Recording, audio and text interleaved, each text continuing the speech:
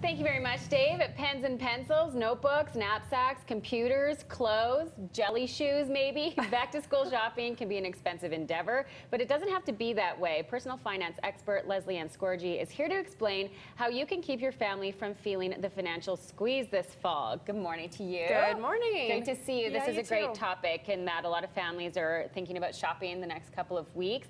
Now, how much does the average household spend on back to school supplies? So you might fall off your chair, but $650 is what the average household is spending. That's a lot of money. I think when I grew up, my mom maybe spent like a whopping $60, Yes. but she also was a very frugal shopper, and we were very resourceful because we didn't have very much. So she applied a lot of the techniques that we're going to talk about today that I think are really tried and true through time. But I think when you think of $650, for a lot of families, that is equivalent of a mortgage payment. Yes.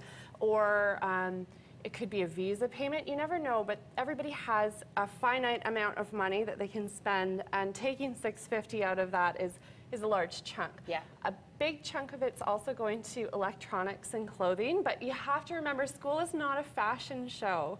It is, you're there to learn, your kids are there to learn, so let's focus on what really matters. Right, okay, I've heard that line before. Yeah. I recognize that line. So you've compiled a list of tips for us here that we're going to go through one at a time, and these are great ideas on how to save money so that you're not spending that big chunk, that mortgage payment. And here's your first tip here, which involves duplication.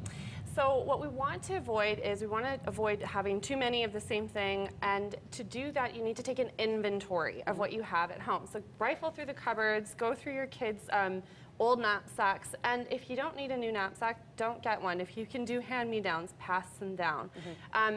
Duplication is just, it's wasteful financially, but it's also really bad on the environment. So let's just save everybody a lot of time and money and be green. Yes, and Ted said that too, that they take all their school supplies from the previous year and compile it and reuse it. So that's a good one. Absolutely. I love this. Shop in stores with concrete floors. How will that help? So a lot of wholesalers have really excellent bulk discounts on everything from pencils and books and binders to the electronics that your kids might need. So I know it's a funny tip, but the Costco's of the world, the superstores, some of those really large wholesalers offer up to 30 or 40% less. And if you have any more than about 2 children, you're going to save big bucks. Okay, great. Concrete floors, that's the way to go. Now, your third tip is you can space things out. You don't have to get everything in September. Yeah, and I think this applies well beyond back to school. You can get runners on Boxing Day. You can get electronics at different times of the year when there's sales. Not everything has to happen in September, and in fact, if you do buy everything in September, you're probably paying top dollar because every retailer is taking advantage of the fact that so many young families are out there spending money. Well, if you simply push back until maybe October or November, space them out. Your kid, Junior, doesn't need everything all at once, and he's probably going to wear holes through the shoes that you buy him anyways, so take your time with it. Okay, take your time. You don't need those gym shoes right out of the gates, maybe. And sharing actually, I'm sorry, I skipped over one. South of the border shopping, not the best time to do that. So there's been a lot of changes in the Canadian economy. We have a very low Canadian dollar right now, and if you've been down to the States recently, you've probably felt that pinch where you're paying about 30% more for just about everything. And it's not like there's significant difference between, you know, pencils and books down there and what you get here. So it used to be a bit of a craze where parents would take their kids down south, they'd make a trip out of it, and then they would come back with literally a boatload of school supplies and everything their child would need.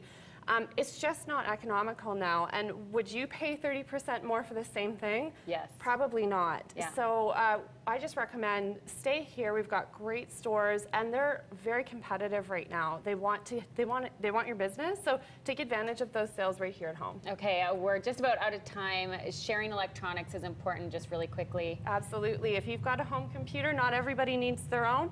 Share. We certainly did when we were growing up, and we turned out just fine, right? Yes, and we didn't have iPads either to worry about. Thanks very much, Lesley-Anne Scorgie. We're going to put up links on our website, breakfasttelevision.ca. Great tips on back-to-school shopping.